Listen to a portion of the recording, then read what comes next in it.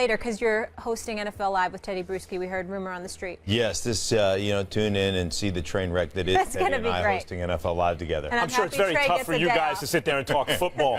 I believe in you, man. I believe in you. I expect great things from you and Teddy. Yeah. I mean, everybody looking at you saying, "Oh, we happy, stinking," and Teddy, they're gonna do great. They're gonna do great. Oh, good luck, guys.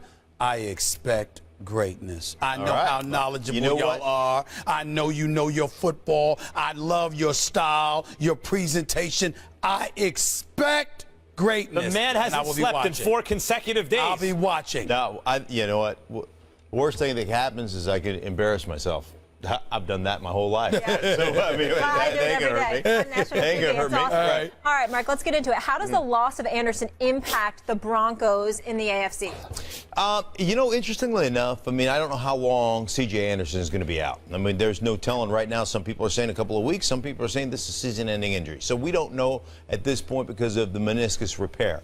But I will say this. They made a move last week. They started Booker. Devontae Booker started for the Denver Broncos Monday night against the Houston Texans, and C.J. came off the bench. Now, C.J. is a bowling ball. As Trey Wingle likes to say, a bowling ball of butcher knives, right? He is a guy that can move the pocket. He's a guy that's got a lot of muscle in his forehead. He'll tattoo you with that stuff. He has been inconsistent over the course of his career. But I'm telling you, Devontae Booker got an opportunity to start. He came in there on Monday night, and that guy played like he had a rocket up his can. I mean, he was going. He was coming off the ball. He set the tone. And what I liked the Denver Broncos, what they did, because their offensive line has struggled at times, their offensive line played pretty well after the first couple of series where they had a couple of penalties. They played pretty well, but the coaching staff developed wrinkles in their running game. It wasn't just straight wide zone left, wide zone right. It was counter. It was power. It was pitch strong. It was toss weak. So they basically implemented other things to take some pressure off that offensive line. And Booker was tremendous outside the tackles, basically starting runs outside, having those cutback lanes. So I really don't think it impacts them that much. Let me ask you this question.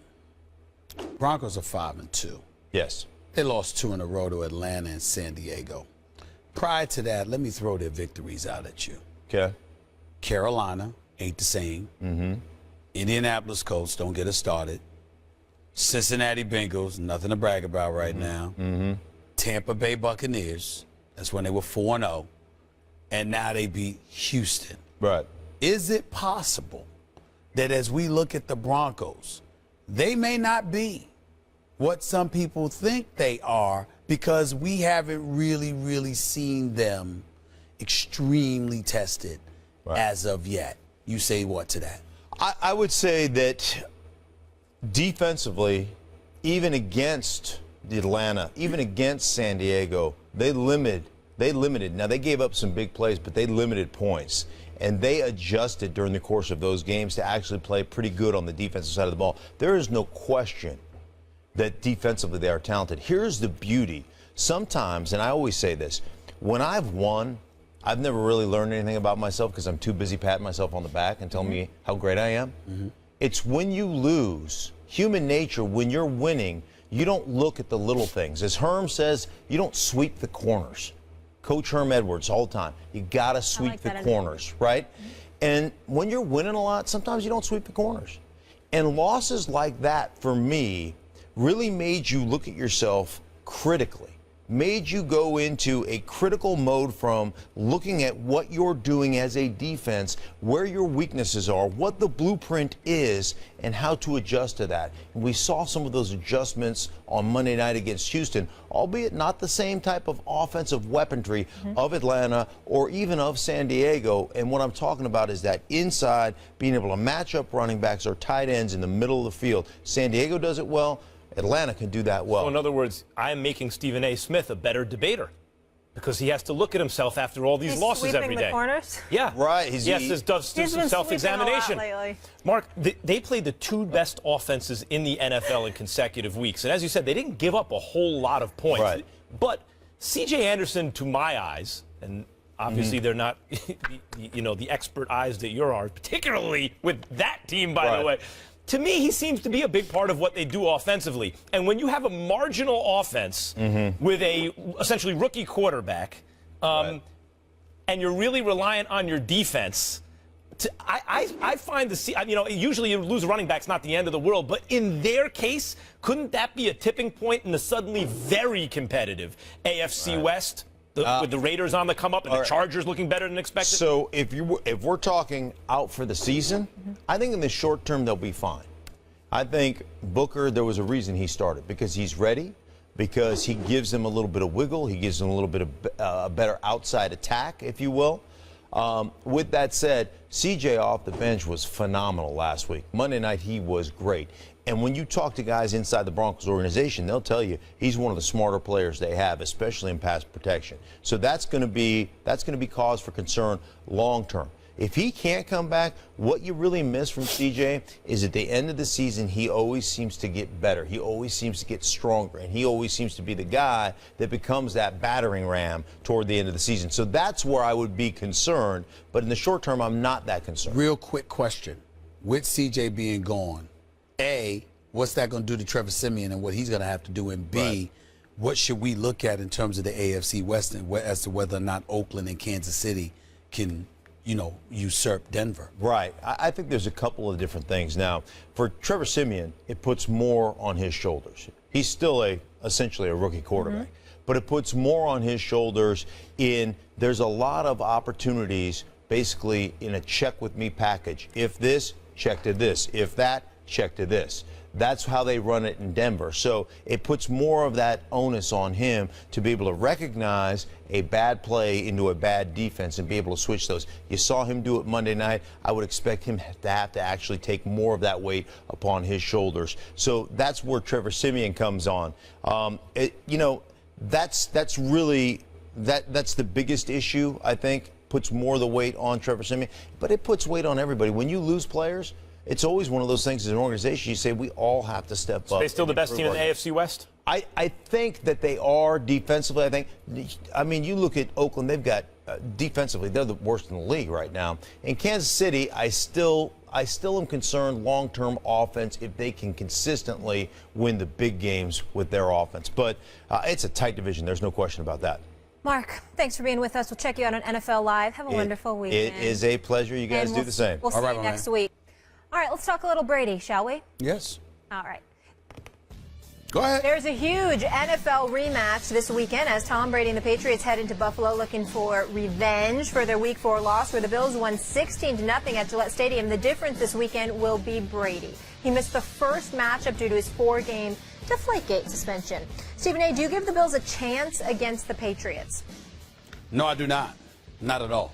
Not only did they beat the New England Patriots in their first meeting, they shut them out, okay? I don't think that's something that sat very, very well with the New England Patriots. I think that they're going to have a field day with Rex Ryan and his Buffalo Bills, particularly since we don't know about the availability of LaShawn McCoy, because obviously he shouldn't have played last week.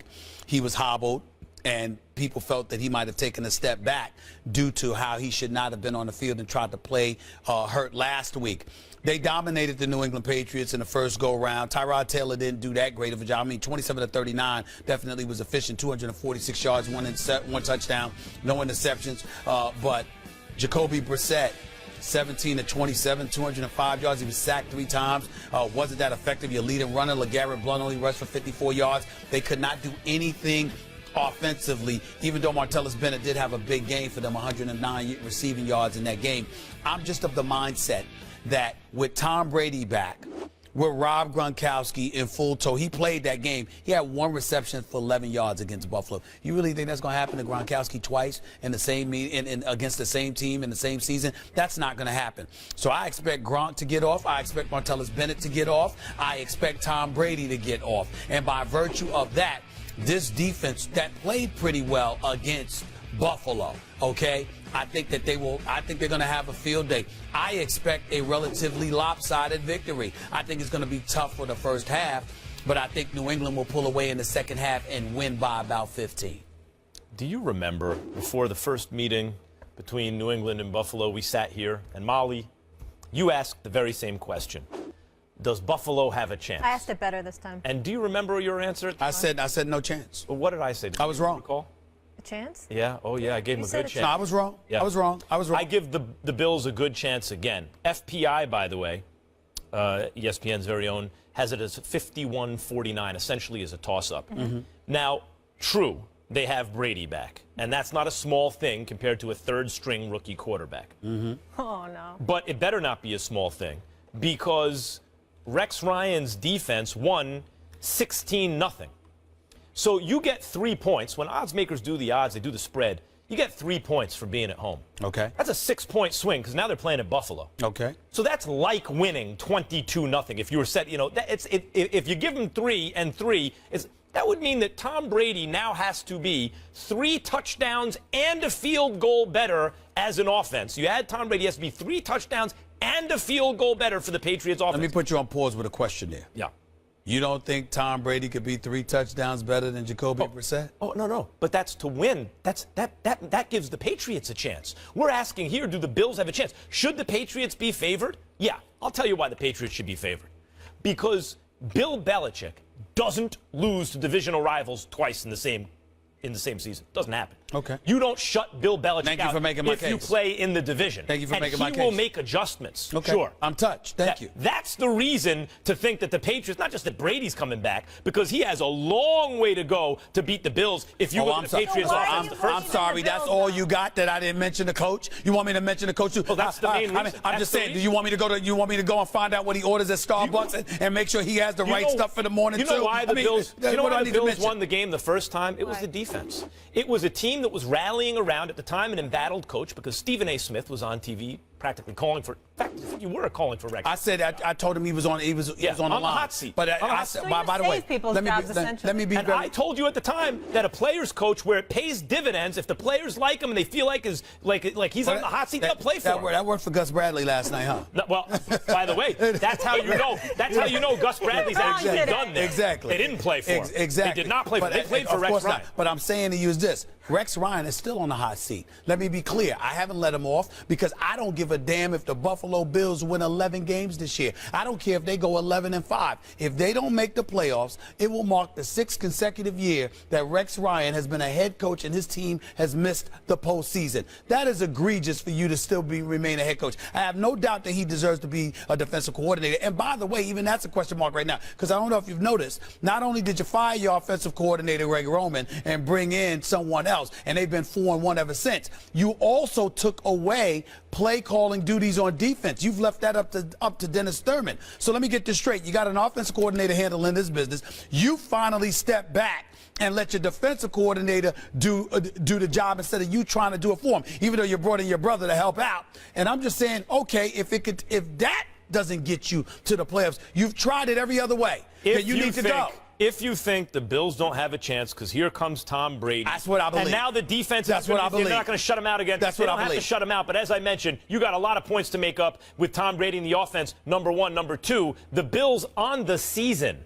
are leading the league, number one in the NFL on sacks per attempt. Yeah. Number one. All right. They get to the quarterback against everybody, not just the Patriots. Well, let me say they this. are an elite defense that the Patriots are now facing. Let me make this point for clarification when I say I don't give the Bills a chance. That means under no circumstances am I envisioning a scenario where they will win. I'm not saying that. I'm not saying it's not going to be a tough match or it can't be tough or it can't end up being a nail biter, even though I don't believe that. I am saying under no circumstances, I should say injury would be the one thing. Yeah. But under no circumstances with Tom Brady and that crew on the field together against Buffalo do I get